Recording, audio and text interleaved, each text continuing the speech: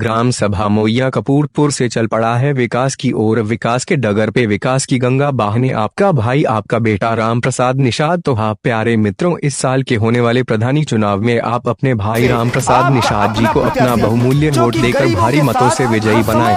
हर घड़ी विकास की बात करते हैं राम प्रसाद निषाद जी, आप अपना बहुमूल्य मत देकर भारी से भारी मत देकर विजयी बनाएं। कौआ के सान बाटे भैया जी, जानत है दादी और दादा, सब ही के कमवाए आवत है, मजबूत है इनका इरादा, मजबूत है इनका इरादा। कौआ के सान बाटे भैया जी, जानत है दादी और दादा, सब ही के कमवाए आवत है, मजबूत है इनका इरादा। सबके साथ रहे बूढ़े बच्चा कहे, सबके साथ रहे बूढ़े बच्चा कहे। राम प्रसाद निषाद जी को विजयी बनाना है। गरीबों के साथ कंधे से कंधा मिलाकर चलने वाला प्रत्याशी, सबके सुख और दुख में काम आने वाला प्रत्याशी, सबका सम्मान सबका फोन उठाने वाला प्रत्याशी आपका भाई राम प्रसाद निषाद जी।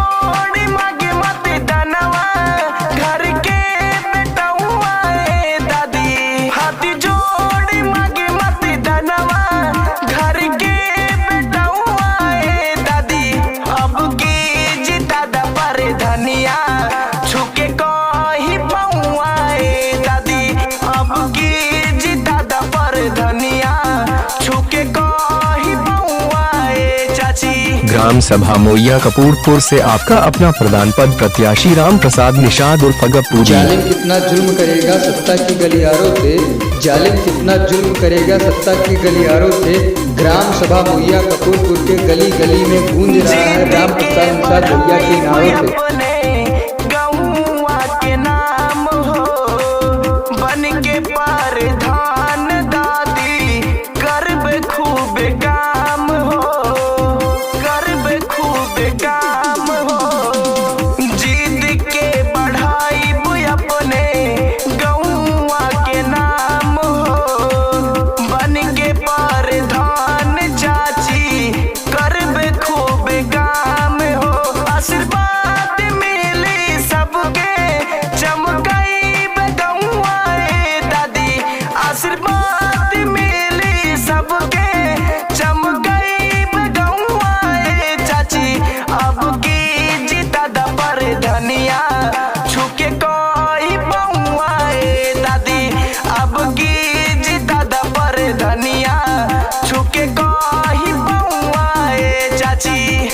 ग्राम सभा मोइया कपूरपुर से चल पड़ा है विकास की ओर। विकास के डगर पे विकास की गंगा बहाने आपका भाई आपका बेटा राम प्रसाद निषाद। तो हाँ प्यारे मित्रों, इस साल के होने वाले प्रधानी चुनाव में आप अपने भाई राम प्रसाद निषाद जी को अपना बहुमूल्य वोट देकर भारी मतों से विजयी बनाएं। ग्राम सभा मोइया कपूरपुर से प्रधान पद प्रत्याशी राम प्रसाद निषाद उर्फ गप्पू जी। दुखिया गरीब हमन के सपना सजाई, सबके मदद करबे, गले से लगैबे, गले से लगैबे।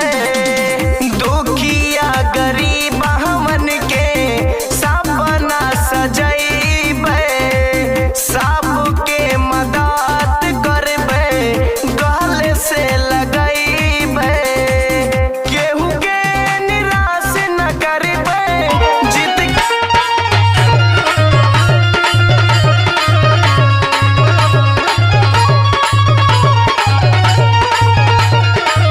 राम प्रसाद निषाद जी के द्वारा शादी विवाह एवं शुभ अवसरों पर आपको डीजे एवं कैटरर्स बर्तन फ्री दिया जाएगा। ग्राम सभा मोइया कपूरपुर से प्रधान पद प्रत्याशी राम प्रसाद निषाद उर्फ गप्पू जी को अपना बहुमूल्य वोट देकर भारी मतों से विजयी बनाएं। का हो मन करत हो यदि परी प्रधानी लड़ जाई तो हार का विचार का हो?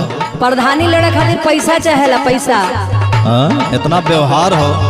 सुना वो बनल बाटे बढ़िया व्यवहार, बनल बाटे बढ़िया। ग्राम सभा मोइया कपूरपुर से प्रधान पद प्रत्याशी राम प्रसाद निषाद उर्फ गप्पू जी।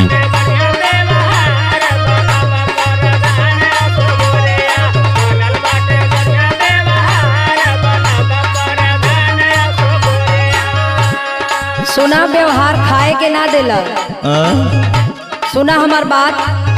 सुनावा यार। ग्राम सभा मोइया कपूरपुर से आपका अपना प्रधान पद प्रत्याशी राम प्रसाद निषाद उर्फ गप्पूरी। है बहनों का भाई, जनता के हक की है लड़ता लड़ाई। राम प्रसाद निषाद जी। ए चाची, हर माँ का बेटा है बहनों का भाई, जनता के हक की है लड़ता लड़ाई। मांगे आशीर्वाद छू के हो पहुआ, हे चाची अब की जितैया चुनौआ। हे चाची अब की जितैया चुनौआ। हे चाची अब की जितैया चुनौआ। हे चाची अब की जितैया चुनौआ। राम प्रसाद निषाद जी। जालिम कितना जुल्म करेगा सत्ता की गलियारों पे, जालिम कितना जुल्म करेगा सत्ता की गलियारों पे। ग्राम सभा मोइया कपूरपुर के गली गली में गूंज रहा है राम प्रसाद निषाद भैया के नारों पे। चुनाव नहीं अवरण होगा, युद्ध बड़ा भीषण होगा। चुनाव नहीं अवरण होगा, युद्ध बड़ा भीषण होगा। जनजन की यही पुकार, राम प्रसाद निषाद की बात। राम प्रसाद निषाद जिंदाबाद जिंदाबाद, राम प्रसाद निषाद जिंदाबाद जिंदाबाद, राम प्रसाद निषाद सबके जिंदाबाद जिंदाबाद। आशीर्वाद पाई, बन के प्रधान गौवा में आई। बन के प्रधान गौवा में आई, सबके आशीर्वाद पाई, बन के प्रधान गौवा में आई। प्रसाद निषाद जी। करवाई विकास चमक जाई गौआ। हे चाची अब की जितैया चुनौआ। हे चाची अब की जितैया चुनौआ। हे चाची अब की जितैया चुनौआ। जालिम कितना जुल्म करेगा सत्ता की गलियारों पे, जालिम कितना जुल्म करेगा सत्ता की गलियारों पे। ग्राम सभा मोइया कपूरपुर के गली गली में गूंज रहा है राम प्रसाद निषाद भैया के नारों ग्राम पे। सभा मोइया कपूरपुर से प्रधान पद प्रत्याशी राम प्रसाद निषाद। सुख दुख में हम सथवा निभाई। सुख दुख में हम सथवा निभाई। कौनो आफत पड़े दौड़ाई, सुख दुख में हम सथवा निभाई।